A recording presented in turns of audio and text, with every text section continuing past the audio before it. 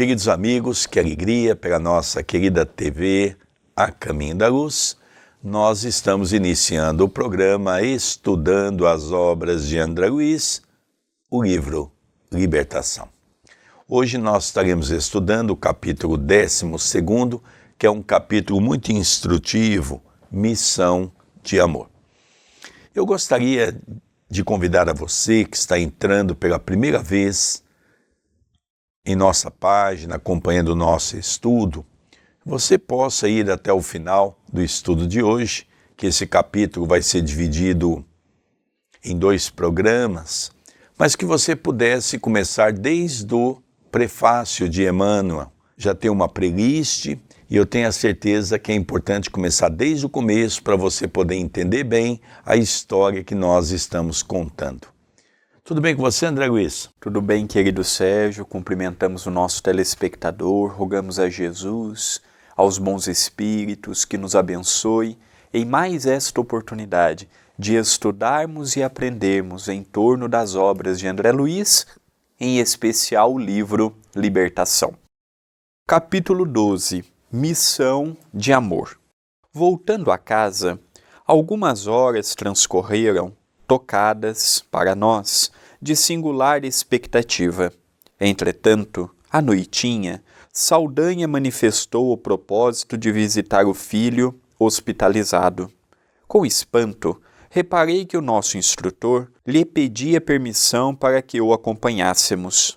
O perseguidor de Margarida, algo surpreso, acedeu, indagando, porém, quanto ao móvel de semelhante solicitação. Quem sabe se poderemos ser úteis? Respondeu Gúbio, otimista. Não houve relutância. Guardadas rigorosas precauções por parte de Saldanha, que se fez substituir junto à doente por Leôncio, um dos 2 implacáveis hipnotizadores, rumamos para o hospício. Entre variadas vítimas da demência, relegadas a reajuste cruel, a posição de Jorge era de lamentar. Encontramo-lo de bruços, no cimento gelado de cela primitiva. Mostrava as mãos feridas, coladas ao rosto imóvel. Então nós vamos começar a perceber a história e o drama de Saldanha. Saldanha é aquele perseguidor mor que está implacando pelo ódio todo aquele tratamento negativo para Margarida. Margarida havia sido filha de Gúbio em existências anteriores. Então Gúbio tinha um amor por ela. E Gúbio conseguiu a orientação de Gregório para infiltrar naquela comitiva, que era uma comitiva grande. Eram mais de 60 espíritos envolvidos e muitos ovoides colocados ao lado da cabeça de Margarida. Então nós estamos vendo todo um drama. Jorge está internado num hospício, como era chamado naquela época. Hoje nós chamamos um hospital psiquiátrico. Então nós percebemos que Gúbio pediu para acompanhar Saldanha. Quem sabe poderia ajudar. Saldanha concorda. Então vai Saldanha, André Luiz, Eloy e Gúbio. E nós percebemos que quando eles chegaram, todos eles perceberam o quanto era desagradável aquele ambiente, um ambiente de um hospício. Jorge estava numa cela, como se fosse um animal. E uma coisa interessante é que ele tinha acabado de passar por uma crise. As suas mãos estavam machucadas, ele estava ferido. Então nós vamos ver um pouquinho, por que Jorge estava nessa condição. O importante é nós acompanharmos passo a passo para vermos a intervenção de Gúbio e o quanto o amor pode vencer os momentos de nossa vida. O genitor, que até ali se nos afigurara, impermeável e endurecido, contemplou o filho com visível angústia nos olhos velados de pranto e elucidou com infinita amargura na voz: está certamente repousando depois de crise forte. Não era, contudo, o rapaz tresloucado e abatido quem mais inspirava compaixão. Agarradas a ele, ligadas ao círculo vital que lhe era próprio, a mãezinha e a esposa desencarnadas absorviam-lhe os recursos orgânicos, jaziam igualmente estiradas no chão, letárgicas quase, como se houvessem atravessado violento acesso de dor. Irene, a suicida, trazia a destra jungida à garganta, apresentando o quadro perfeito de quem vivia sob dolorosa aflição de envenenamento, ao passo que a genitora enlaçava o enfermo de olhos parados nele, exibindo ambas sinais iniludíveis de atormentada introversão. Fluidos semelhantes à massa viscosa cobriam-lhes todo o cérebro, desde a extremidade da medula espinhal até os lobos frontais, acentuando-se nas zonas motoras e sensitivas. Aqui nós vamos ver uma coisa interessante. Vamos relembrando a história para nós entendermos, não é? Saldanha vivia uma vida humilde, apesar de não ser um espírito bom, era um espírito endurecido. Sua esposa Iracema era uma mulher boa também, mas ao mesmo tempo um ser ignorante para com as coisas da espiritualidade. Os dois tiveram um filho, que é esse, Jorge.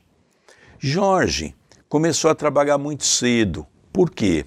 Porque Iracema, não suportando a morte do marido, Iracema também vê o seu filho tendo que trabalhar muito cedo.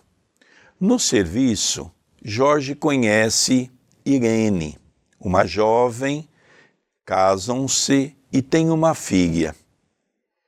Vamos perceber que quando, num determinado momento da vida de Jorge, houve um assassinato e um roubo no lugar que ele trabalhava.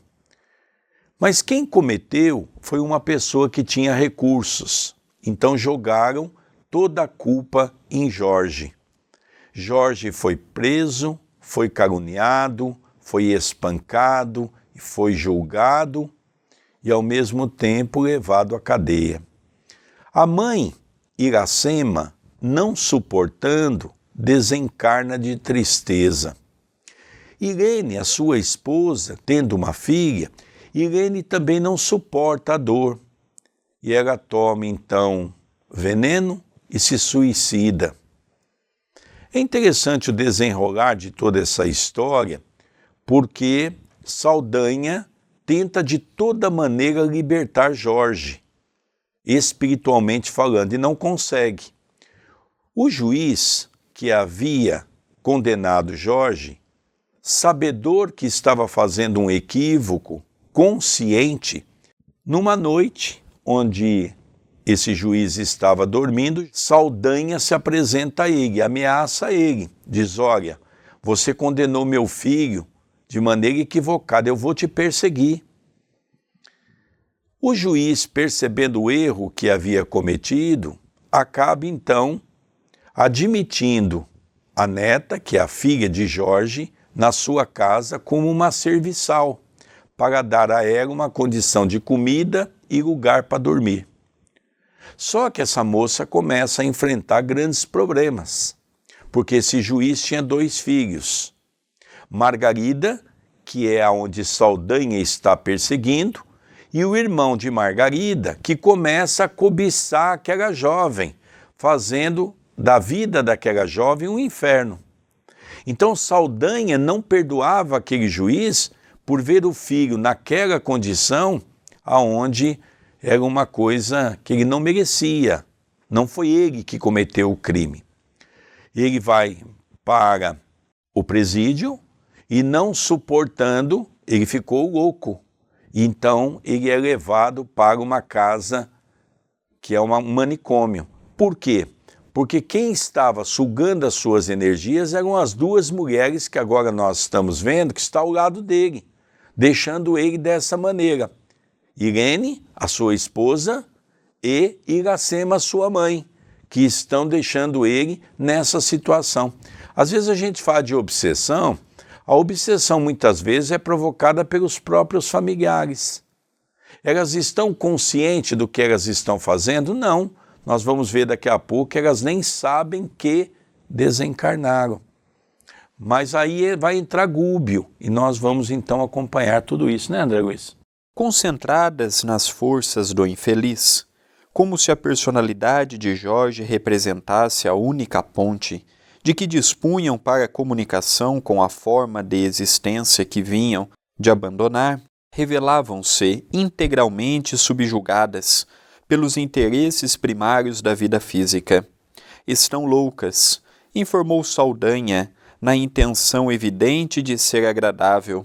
Não me compreendem, nem me reconhecem, embora me fixem. Guardam o comportamento de crianças, quando fustigadas pela dor. Corações de porcelana quebrados facilmente. E franzindo o sobrecenho, transtornado agora por insofreável rancor, acrescentou: raras mulheres sabem conservar a fortaleza nas guerras de revide. Em geral, sucumbem rapidamente, vencidas pela ternura inoperante. Nosso orientador, desejando anular as vibrações de cólera no companheiro, cortou-lhe o rumo das impressões destrutivas, confirmando pesaroso. Então aqui, André, nós vamos ver que Saldanha já começa a se revoltar, né? E cada vez que ele vê aquele quadro, logicamente a revolta se destina ao juiz, que é o culpado de tudo aquilo. E diante aquele quadro lamentável daquelas 3 entidades, uma encarnada e 2 desencarnadas ligadas pelo pensamento, percebeu-se até que Iracema e Irene viram ele, mas como uma criança, não reconheceram de tal estado de loucura. Então Saldanha diz a Gúbio: elas estão loucas, se enlouqueceram. Então nós começamos a perceber que Gúbio está diante de um caso que nós vamos ver o desfecho, que é uma coisa linda, emocionante, o desfecho desse quadro que nós estamos acompanhando com André Luiz. Demoraram-se, efetivamente, em profunda hipnose. Nossas irmãs não conseguirão, por enquanto, ultrapassar o pesadelo do sofrimento, no transe da morte, qual acontece ao viajante que inicia a travessia de vasta corrente de águas turvas, sem recursos para alcançar a outra margem, ligadas ao filho e esposo, objeto que lhes centralizou nas horas finais do corpo denso todas as preocupações afetivas, combinaram as próprias energias com as forças torturadas dele e aquietam-se aflitivamente no centro dos fluidos que lhes constituem criação individual, como acontece ao Bombix-Mori imobilizado e dormente sob os fios tecidos por ele mesmo. O obsessor de Margarida registrou as observações, demonstrando indisfarçável surpresa no olhar, e acentuou, mais calmo: por mais que eu me procure insinuar, gritando-lhes meu nome aos ouvidos, não conseguem entender-me. Em verdade, movem-se e se lastimam, através de longas frases desconexas, mas a memória e a atenção parecem mortas. Se insisto, carregando-as a custo, ansioso por infundir-lhes vida nova com que me possam auxiliar na vingança, vejo baldado todo o esforço, porquanto regressam imediatamente para Jorge, logo que as suponho livres, no impulso análogo ao das agulhas que um imã recolhe à distância. Então nós estamos hoje, neste capítulo, percebendo uma narrativa muito bonita de um pai procurando auxiliar o filho. Mas como o pai também era desajustado, o auxílio era desajustado. E ele conhecia as técnicas que funcionavam na perseguição, mas ele não conhecia as técnicas para auxiliar no campo do bem.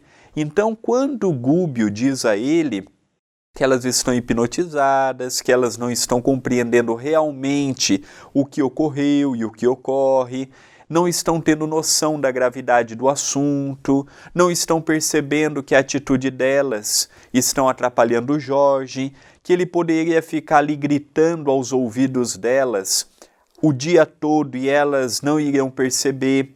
Então aqui Saldanha começa a notar que essas matérias ele não aprendeu onde ele estava. Ele não aprendeu essas técnicas, ele desconhecia. E a forma que ele procurava interagir com elas não estava surtindo efeito algum. Dando continuidade, sim, corroborou o nosso diretor. Mostram-se temporariamente esmagadas de pavor, desânimo e sofrimento.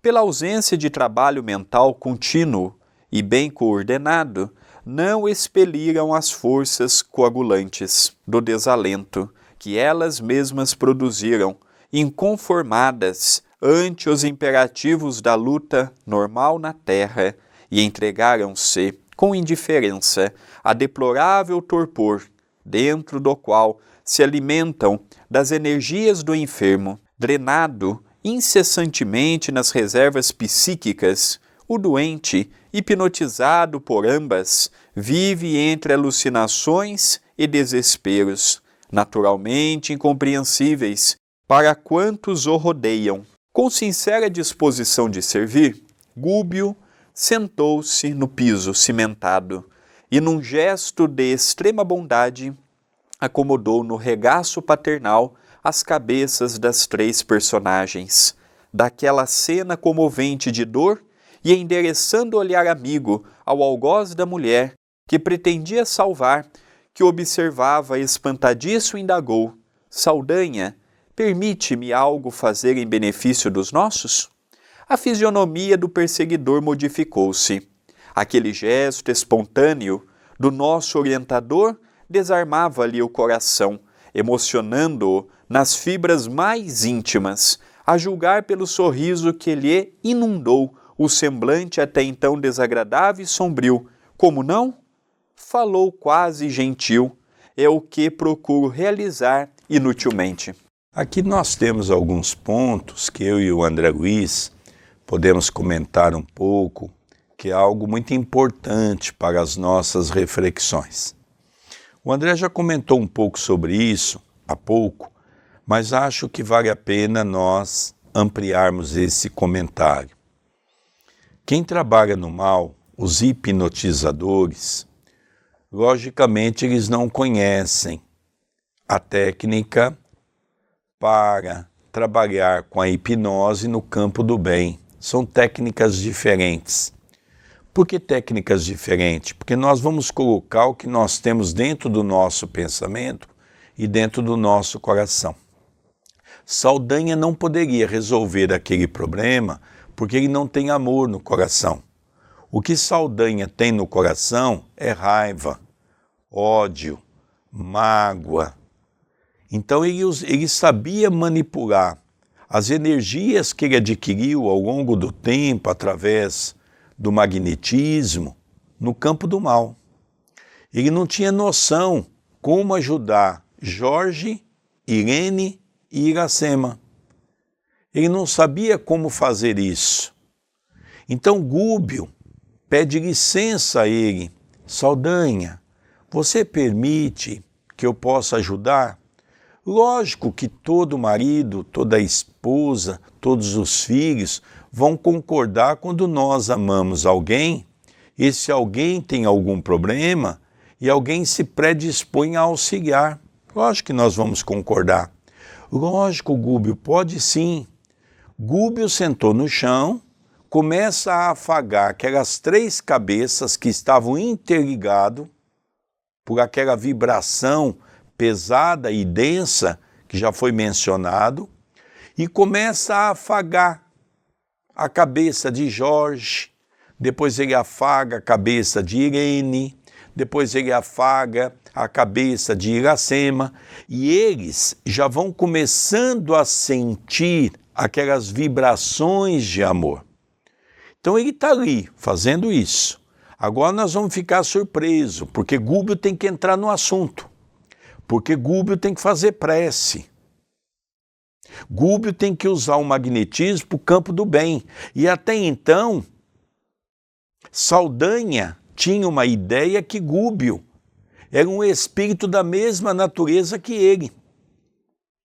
Então ele fica ali, mostrando para Saldanha que somente o amor, não é? Fazendo um carinho, porque Saldanha queria, aos gritos, despertar as pessoas, que é natural do mal. Aos gritos, aos pontapés, não é? Às vezes a gente age assim. E o amor não. O amor é tolerante, o amor é calmo, o amor é resignado.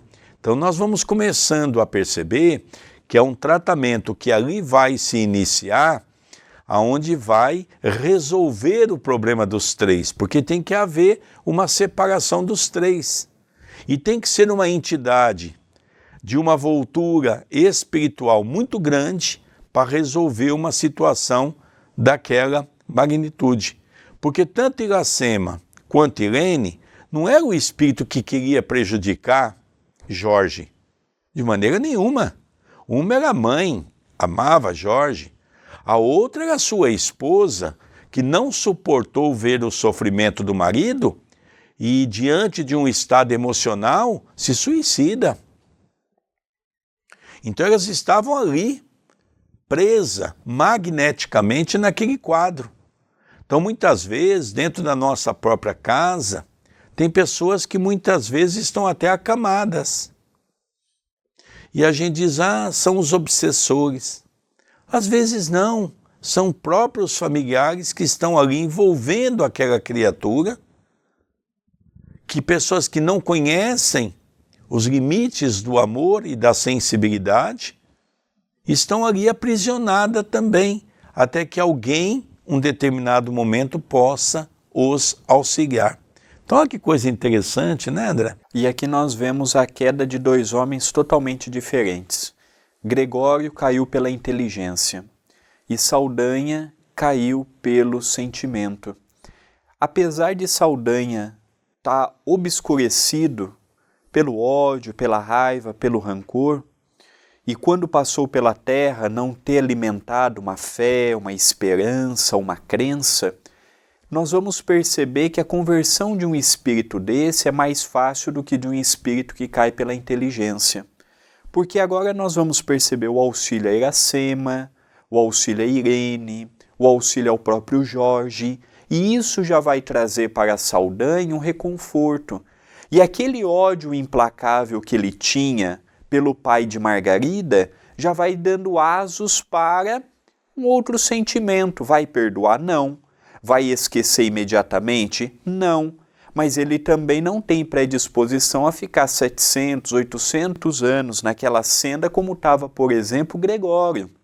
Então nós vamos percebendo que esse tipo de trabalho do Gúbio é muito comum nós verificarmos numa atividade de desobsessão, que é ajudado, é auxiliado, é proposto um auxílio. E agora nós vamos perceber, Gúbio já está carinhosamente envolvendo o encarnado e as duas entidades espirituais, pediu se poderia auxiliar, não falou prece até aqui, perguntou apenas se poderia auxiliar, e Saldanha, humilde, disse, como não?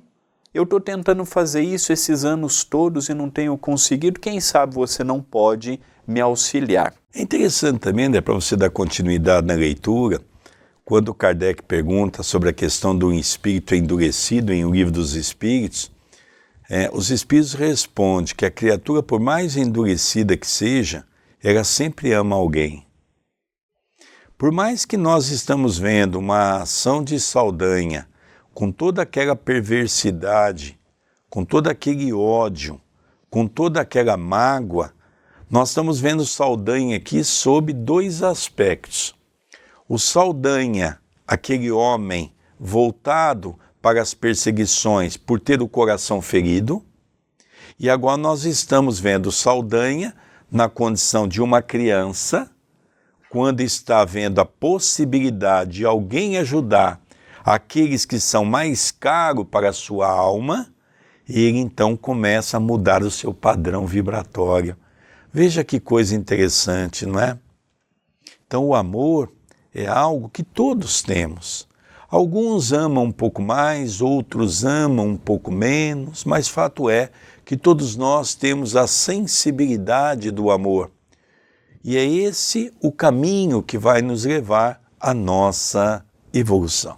Impressionado com a lição que recebíamos, contemplei a paisagem ao redor, cotejando-a com a da câmara em que Margarida experimentava aflição e tortura.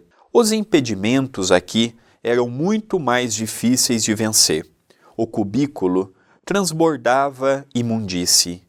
Nas celas contíguas, entidades de repugnante aspecto se arrastavam a esmo. Mostravam algumas características animalescas de pasmar.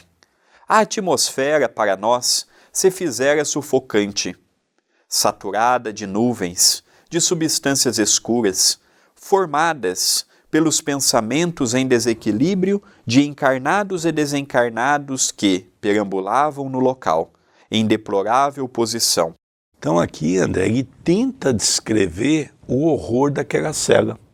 Eu me lembro que alguns anos atrás, a pedido do nosso mentor espiritual, que chama Dr. Marco Antônio, e nós então tínhamos que mais cedo ou mais tarde conhecer a sua real identificação. E um belo momento nós fomos para Uberaba, e nesses anos todos que eu vou em Uberaba, desde 1985, eu não conhecia o sanatório uberabense. E nós estávamos com uma caravana aqui de Itapira, quando nós chegamos em Uberaba, fomos conhecer o sanatório, alguns queriam ir, e nós fomos. E lá tinha uma companheira muito amiga nossa, que nos acompanha nessa caravana, que mora em Uberaba, e ela então sempre se predispõe a nos acompanhar ao longo do dia, naquelas visitas que fazemos no túmulo do Chico, levar o pessoal para conhecer o Abacateiro 1, o Abacateiro 2, que já não existem mais. Nós vamos até a porta do Hospital do Pênfigo, que é o Hospital do Fogo Selvagem, da Tia Cida, que também já não existe mais. E nós vamos também fazer ali uma peregrinação naquilo que o Chico participava. Vamos na casa dele, conhecer o quarto do Chico, fazer uma visita para Eurípides, que sempre nos recebe com muito amor, com muita alegria. E nós então resolvemos ir no hospital. Quando chegamos lá, essa companheira de Uberaba começou a passar mal. E o dirigente do sanatório nos levou no centro, aonde Dr. Inácio Ferreira, depois aonde o Dr. Adroaldo, trabalhavam com os espíritos. E nós então, vendo a companheira passar mal, eu pedi a um companheiro que estava falando do sanatório, se eu poderia usar uma sala e para conversar com essa irmã. Ele autorizou, disse, usa aquela sala. E eu, curiosamente, entrei numa sala, fechei a porta, e essa companheira deu uma comunicação, levei mais dois comigo para aplicar um passe, para fazer a vibração. E depois da comunicação, nós recebemos a presença do nosso doutor Marco Antônio. E ele então diz, meu filho, eu te trouxe aqui nessa sala, porque hoje é dia de você conhecer a minha real condição, quem eu sou. E aí ele me revelou que ele havia sido presidente daquela instituição, diretor-presidente, e me explicou que depois do desencarne do Dr. Inácio Ferreira, quando ele já estava doente, ele convidou para que ele pudesse sair de Belo Horizonte e vir morar em Uberaba, porque ele é de Uberaba, ou ele é da região, mas sempre conviveu em Uberaba. Ele já era professor acadêmico em Belo Horizonte. Nós estamos falando do Dr. Adroaldo Modesto Gil, que é o nosso amigo espiritual que dirige as nossas atividades. Num determinado momento da visita, nós ficamos muito emocionados e fomos conhecer os quartos que antigamente se colocavam essas pessoas que passavam pelas demências. Eram como pequenas celas. E realmente, quando a gente vê uma história dessa, nós precisamos conhecer para poder ter uma ideia. Eram quartos muito pequenos. Nós tínhamos que nos curvar para entrar nesse quarto e tinha apenas uma única cama. A pessoa não conseguia nem ficar de pé direito dentro daquele quarto. É algo horrível. E essas pessoas eram tratadas nesses lugares. Aqui ele está descrevendo. Eu estou descrevendo para você algo que eu fui ver. Então, nós percebemos que o tratamento antigamente era muito duro. É isso que André Luiz tenta descrever para todos nós. Confrontando as situações, monologava mentalmente por que motivo singular não operara nosso orientador no quarto da simpática senhora que amava por filha espiritual, para entregar-se ali sem reservas ao trabalho de assistência cristã, vendo-lhe, porém, a solicitude na solução do problema afetivo que atormentava o adversário, entendi, pouco a pouco, através da ação do mentor magnânimo, a beleza emocionante e sublime do ensinamento evangélico. Ama o teu inimigo, ora por aquele que te perseguem e caluniam, perdoa 70 vezes 7. Então aqui nós vamos perceber já alguns capítulos que André Luiz, e nós já fizemos até esse comentário anteriormente, ele não entendia por que Gúbio se mantinha dentro de uma retidão. Porque Gúbio estava vendo a sua filha ser torturada por Saldanha sem tomar nenhuma providência até então. E agora ele pensa, mas por que Gúbio se propõe a ajudar os irmãos em sofrimento que são ligados ao Saldanha, se Saldanha está fazendo toda a tortura, aquela que foi um ente caro para Gúbio, foi uma filha num determinado momento de sua existência? André Luiz não entendia por que ele estava agindo dessa maneira. Agora ele começa a entender, porque ele começa a buscar no Evangelho, como ele mesmo cita aqui, amar a teu inimigo, ora por aqueles que te perseguem e calunia, perdoa 70 vezes 7. Então André Luiz começa a entender a lógica que precisaria tocar o coração de Saldanha para que ele pudesse agir de maneira diferente. Não adiantaria ele ter brigado com Saldanha, porque com certeza viria outros para o lugar de Saldanha. Ou ele tiraria Gúbio, porque a força do mal também é muito grande. Vamos relembrar que Gúbio só está ali porque Gregório permitiu.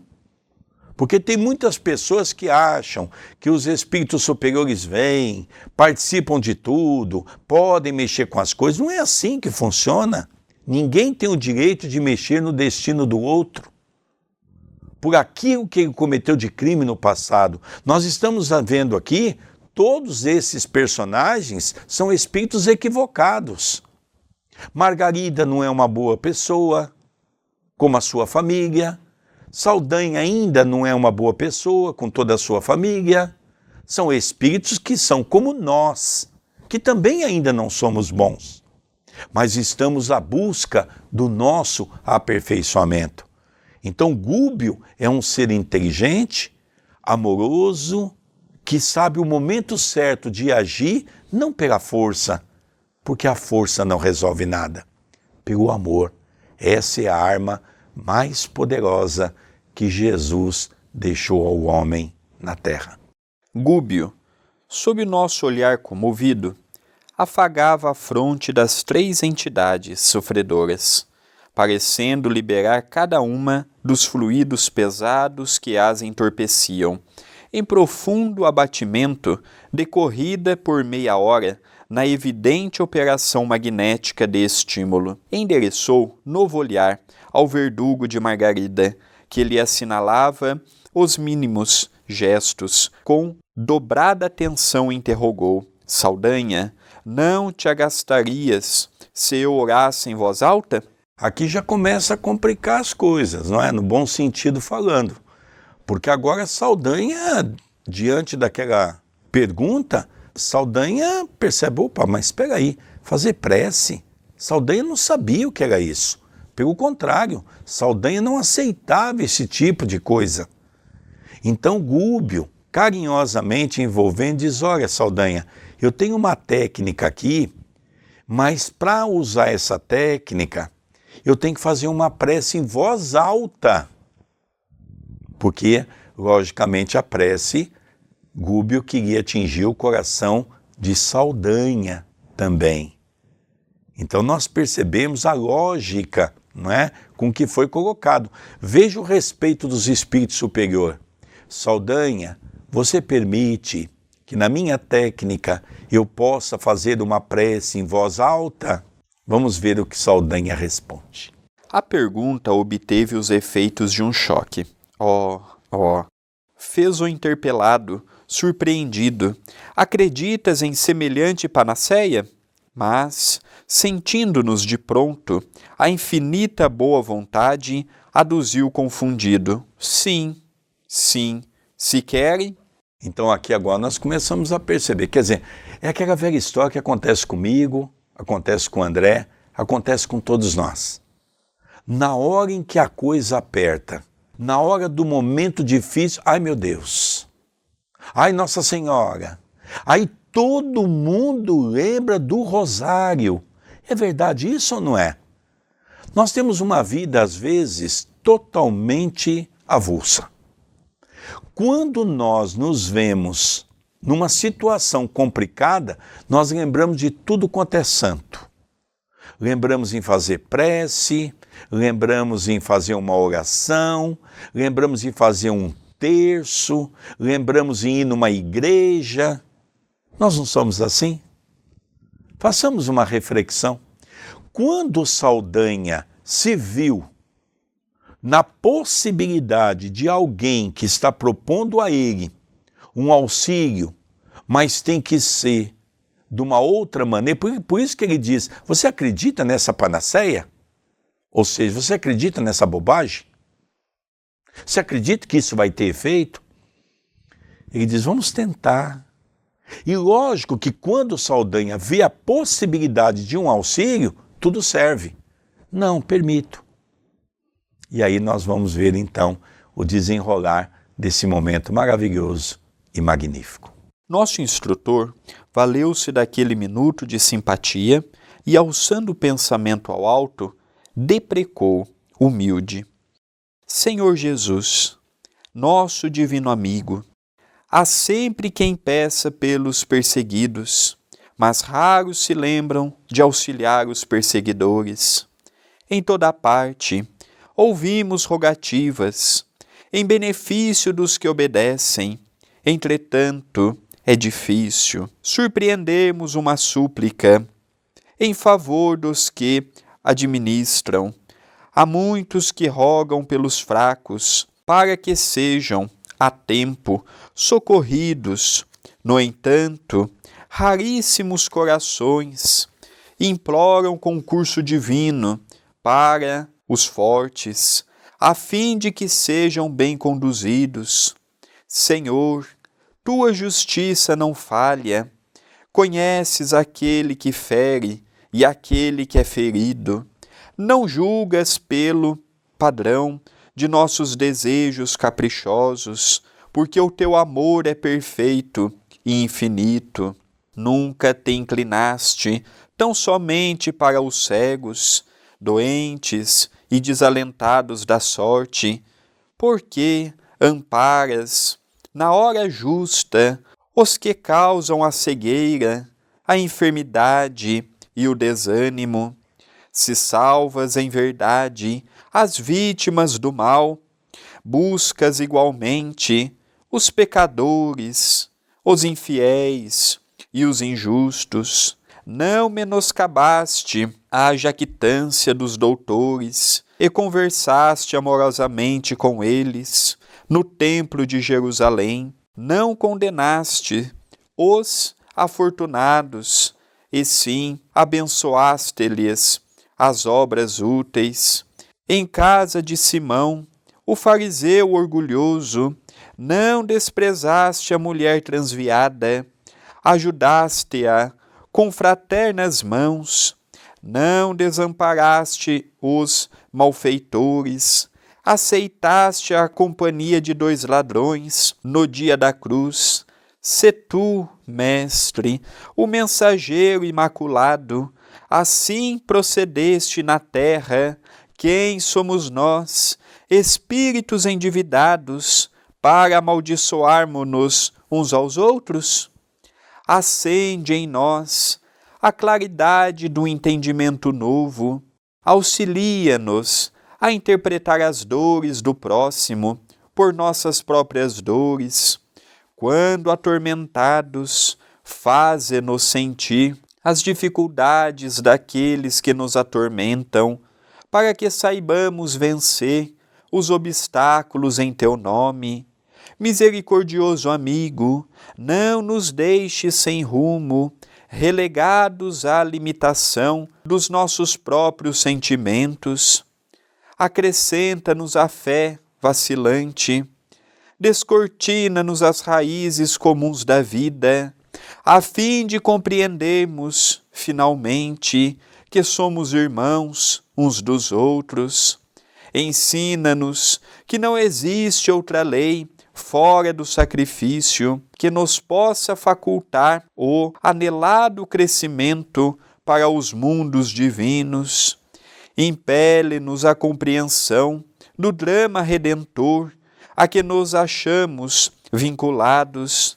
Ajuda-nos a converter o ódio em amor, porque não sabemos, em nossa condição de inferioridade, senão transformar o amor em ódio, quando os teus desígnios se modificam a nosso respeito.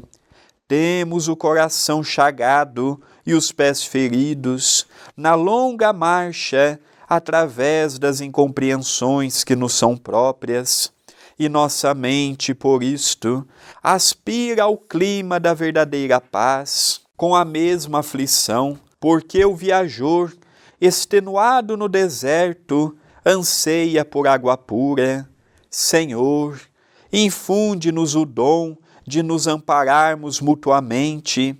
Beneficiaste os que não creram em ti, protegeste os que te não compreenderam, ressurgiste para os discípulos que te fugiram, legaste o tesouro do conhecimento divino aos que te crucificaram e esqueceram. Por que razão nós outros, míseros vermes do lodo, ante uma estrela celeste, quando comparados contigo, recearíamos estender dadivosas mãos ao que nos não entendem ainda? O instrutor imprimira tocante inflexão aos últimos lances da rogativa. Eloi e eu tínhamos os olhos turvos de lágrimas, tanto quanto Saldanha, que recuara, aterrado, para um dos ângulos escuros da cela triste. Gúbio transformara-se gradualmente. As vibrações vigorosas daquela súplica que arrancara ao próprio coração expulsaram as partículas obscuras de que se havia tocado quando penetrávamos a colônia penal em que conhecêramos Gregório, e sublimada luz brilhava-lhe agora no semblante que o pranto de amor e compulsão irisava com intraduzível beleza, parecia ocultar desconhecido alampadário no peito e na fronte, que despendiam raios luminosos de intenso azul, ao mesmo tempo que formoso fio de claridade incompreensível o ligava com alto perante nosso aturdido olhar. Findo o intervalo, fez incidir toda a luminosidade que o envolvia sobre as 3 criaturas que asilava no regaço e exorou: é para eles, Senhor, para os que repousam aqui em densas sombras, que te suplicamos a bênção. Desata-os, Mestre da caridade e da compaixão. Liberta-os para que se equilibrem e se reconheçam. Ajuda-os a se aprimorarem nas emoções do amor santificante, olvidando as paixões inferiores para sempre. Possam eles sentir-te o desvelado carinho, porque também te amam e te buscam inconscientemente, embora permaneçam supliciados no vale fundo de sentimentos escuros e degradantes. Então nós percebemos que prece linda, não é? Num determinado momento, um pouco antes do final da prece, André Luiz se vê na necessidade de fazer um comentário, que é um comentário muito importante para as nossas reflexões. Tanto ele quanto Eloy estavam chorando, emocionados, porque era uma prece que vinha do coração. Eles perceberam que naquele momento, Gúbio se desfez daquele corpo grosseiro que ele se encontrava, e ele então volta a ter aquele corpo sutil, aquele corpo bem leve, espiritualmente falando. Uma luz intensa reveste ele naquele momento, da onde de si começa a sair aqueles raios, nós vamos ver daqui a pouco, envolvendo aqueles 3 personagens que ele está ajudando. Saldanha, como desconhecia tudo isso, ele foi para o final do quarto, numa região um pouco mais escura, porque para Saldanha aquilo estava sendo algo novo. Saldanha era um homem de palavra. Saldanha tinha empenhado a sua palavra para Gregório, que ele iria começar e terminar o trabalho que foi pedido a ele. Então nós percebemos aqui que Saldanha também começa a refletir sobre a vida, começa a refletir. E é interessante, André, que a prece é feita do coração, ele vai buscar inicialmente uma prece pelas vítimas, mas ele também faz uma prece pelos algozes. Ele vai buscar em Jesus alguns aspectos bíblicos de passagens pela qual Jesus incita o amor, a bondade, a alegria em servir. Então é uma prece que, se analisarmos frase por frase, nós vamos ver que ela é, quando feita com amor, logicamente o ambiente todo se modifica. É isso que André Luiz tenta repassar para nós. É um capítulo que estamos chegando na metade dele, estamos caminhando para o encerramento deste vídeo, e este vídeo está interligado ao vídeo futuro, ao vídeo que virá com a nossa próxima gravação. Por quê? Porque é a continuidade do capítulo. O livro passado que nós estudamos, No Mundo Maior, cada capítulo era uma história. Então vimos a questão do suicídio, da esquizofrenia, do aborto, do desvio da sexualidade, do ressentimento e do processo obsessivo. O livro Libertação, ele é diferente. Ele é uma narrativa que, se eu não compreendo desde o primeiro capítulo, esse livro já começa, na verdade, as suas elucidações com Emmanuel. E se eu não acompanho desde o prefácio, capítulo por capítulo, naturalmente eu vou ter muitas dificuldades na sua compreensão. Quem está nos conhecendo agora, por este vídeo, conheça também os outros vídeos anteriores que compõem o projeto do estudo do livro Libertação. Se você quiser estudar, além deste livro, outros da série de André Luiz, nós já temos no canal Nosso Lar, Os Mensageiros, Missionários da Luz, Obreiros da Vida Eterna, No Mundo Maior, e agora estamos no ar com o estudo do livro Libertação. Ajude o canal da TV A Caminho da Luz. É um canal pertencente ao Centro Espírita Perdão, Amor e Caridade, é um canal monetizado. Então, quanto mais visualizações, mais likes, mais comentários, mais compartilhamento nós tivermos, mais recursos entrarão para o canal e para o Centro Espírita, para que possamos continuar com as atividades doutrinárias e assistenciais. E relembramos também que temos o WhatsApp, 19 997 782794, mande a sua mensagem que ela é muito importante. E hoje elegemos o livro Passos de Luz, volume 1, para comentarmos no final. É um dos livros que eu lancei, o primeiro dessa série, em que é no formato de bolso, mensagens curtas e sucintas, trazendo-nos mensagens e teores de bem-estar, de entendimento, de alegria, de esperança, podendo ser usada no Evangelho no Lar, podendo ser usado para darmos de presente, e você estará ajudando ao centro, porque todos os recursos das edições dos meus livros pertencem ao Centro Espírita Perdão, Amor e Caridade. Então você pode adquirir em loja@caminhodaluz.com.br. Queridos amigos, nós vamos encerrando mais esse programa estudando as obras de André Luiz, o livro Libertação.